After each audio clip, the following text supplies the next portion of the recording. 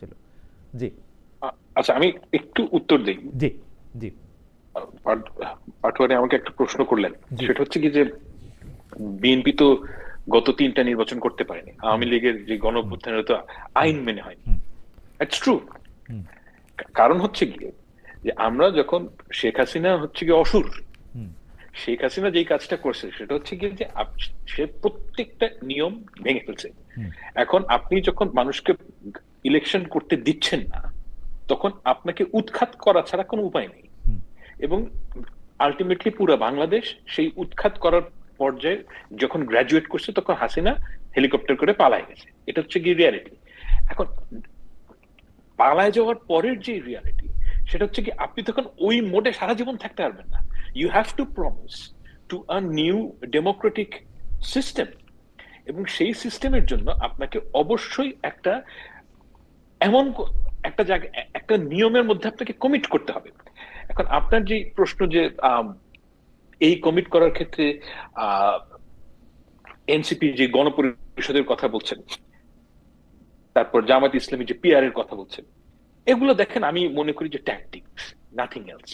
এগুলো একটা টিকবে না, এবং দিস আর আনঅ্যাচিভেবল থিং। দুটোর একটা ভিন্ন ভিন্ন কারণে দুটোই ফেল করবে। এবং আমার কাছে মনে হচ্ছে এই কাজগুলো করে কোনো লাভ নাই। বাংলাদেশের মানুষের এখন যে সমস্যা, সেটা রাজনৈতিক সমস্যা না। আমাদের দেশের মানুষরা যদি রাস্তাঘাটে গিয়ে যে কোনো লোককে জিজ্ঞেস করেন, তার যে রিয়েল লাইফের যে প্রবলেম, সেটা হচ্ছে কি ল এন্ড অর্ডার খুব খারাপ। বাংলাদেশের ইকোনমিক রিকভারি যথেষ্ট স্পিডি হচ্ছে না, কোনো জব নাই। এগুলো হচ্ছে সাধারণ মানুষের সমস্যা। আমাদের দেশের সকল পলিটিক্যাল পার্টির এই ব্যাপারে কনসেনসাসে আসা দরকার। রাজনৈতিক কনসেনসাস এটা বেশি জরুরি, যে আমরা এই জায়গাগুলোকে কেমন করে ট্যাকল করব। ওটা অনেক বেশি জরুরি জিনিস। হুম আপনি আওয়ামী লীগকে বাংলাদেশের সত্যিকারের যদি অতীত বানাতে চান, আপনি যদি আওয়ামী তন্ত্র থেকে সত্যিকারের উত্তরণ চান, তাহলে বাংলাদেশের মানুষকে তাদের যে সুবিধাগুলো দিতে হবে, গভর্নেন্স দিতে হবে। আপনি যদি গভর্নেন্স দেন, আপনি যদি আওয়ামী লীগের চেয়ে বেটার কিছু ডেলিভার করেন, 10 বছর পর আওয়ামী লীগ এমনিতেই নাই হয়ে যাবে। কিন্তু আপনি যদি সারাক্ষণ এই পলিটিক্যাল কাজিয়ার মধ্যে থাকেন, এগুলো একটাও অ্যাচিভ করা যাবে না। হুম এটা হচ্ছে কি বাংলাদেশের বাস্তবতা আমার কাছে মনে হয়। এবং এই জায়গাটায় আমার কাছে মনে হয় যে জামায়াত ইসলামী এবং এনসিপি কমপ্লিটলি রং, ভুলভাবে রিড করছে জিনিসটা। হুম আমার আমিও সেই বিষয়টা নিয়ে আপনার সাথে কন্টেস্ট করতে চাই না, সেটাতে অনেক আহ, আলাপটা একটু লম্বা হয়ে যাবে। কিন্তু হুম। আপনি যেভাবে বিষয়টা দেখতেছেন, সেটা কি আপনার কাছে মনে হয় যে এইভাবেই আসলে যারা গণ অভ্যুত্থানের নেতৃত্ব দিয়েছে, অর্থাৎ এই ক্ষেত্রে যদি আমরা এনসিপিকে ধরি, জামায়াত এবং বিএনপিকে যদি ধরি যে তারা পাশে ছিল, তাহলে এনসিপিরও কি আসলে এইভাবেই চিন্তা করা উচিত যে কোথাও গিয়ে থামাটা এইখানেই থামতে হবে, যেই সংবিধানটাকে সাথে করে নিয়ে সাবেক সরকার অনেক বেশি টাইরান্ট হয়ে উঠছিল, সেই সংবিধানটার মতো করেই নিয়ম কানুন আইনি বৈধতা সবগুলি ঠিক রেখে চলতে হবে? এটা কি তাদেরও মানতেই হবে? মানে তাদের কাছে কি আর কোনো অপশন নাই? মানে আমরা কি ভাবতে পারি না যে বিপ্লবটা বা অভ্যুত্থানটা বা আমাদের এই কনসেনসাসটা আরেকটু এক্সটেন্ড করা যেতে পারে, টিল আরেকটা ওয়েল, সংবিধান আমরা লিখলাম বা well, win the election and do it, as simple as that.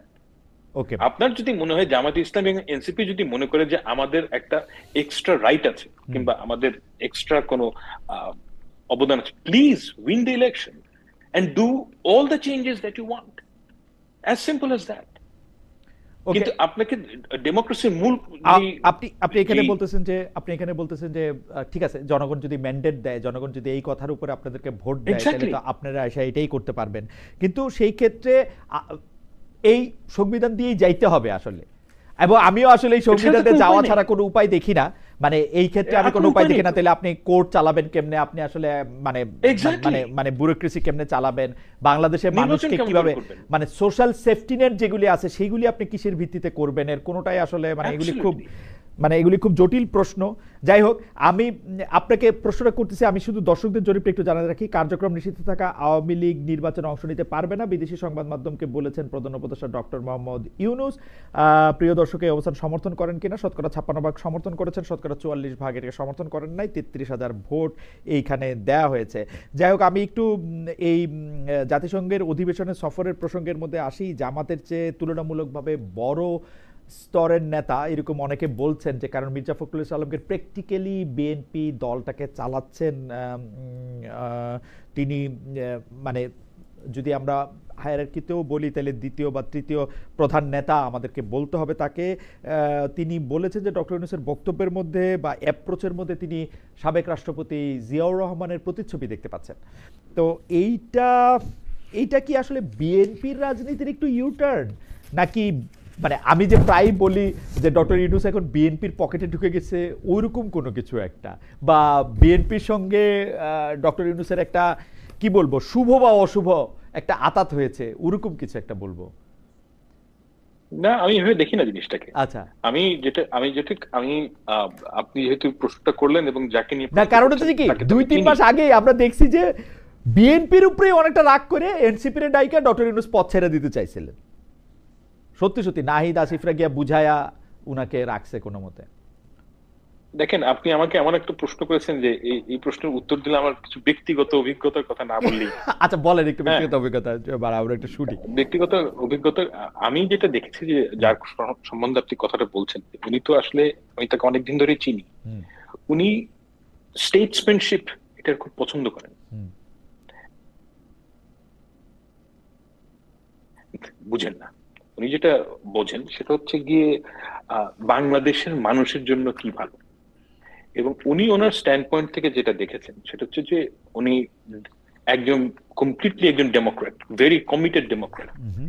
এবং উনি মনে করেন যে ডেমোক্রেসির যে ট্রানজিশন এটা খুবই খুবই গুরুত্বপূর্ণ, perhaps the number one is to. এই ব্যাপারে তার সাথে আমার একমত না। আমার কাছে মনে হয় যে ব্যক্তিগতভাবে আমি মনে করি যে বাংলাদেশের ইকোনমিক রিকভারি এর চেয়ে গুরুত্বপূর্ণ বিষয়। যাই হোক, সেটা ভিন্ন বিষয়। তো এখন উনি যেই ডেমোক্রেসি যে ট্রানজিশনটাকে ইম্পর্টেন্ট মনে করেন, সেটার প্রতি ইউনূস সাহেবের যে কমিটমেন্ট সেটা দেখে উনি তাকে জিয়াউর রহমান সাহেবের সাথে কম্পেয়ার করেছেন বলে আমার ধারণা। এখন আর আমি এটাও মনে করি যে বাংলাদেশের যে ডেমোক্রেটিক ট্রানজিশন এটা একটা ভেরি ইম্পর্টেন্ট। এই ইম্পর্টেন্ট কাজটার জন্য উনি একজনকে, আপনি যেরকম ধরেন মানুষ প্রশংসা করা মানেই চাটুকারিতা না। আমি আমার অনেক ছোট ভাই, প্রশংসা করা মানেই এটা কোনো ডিভিয়াস কারণে মানুষ প্রশংসা করে না।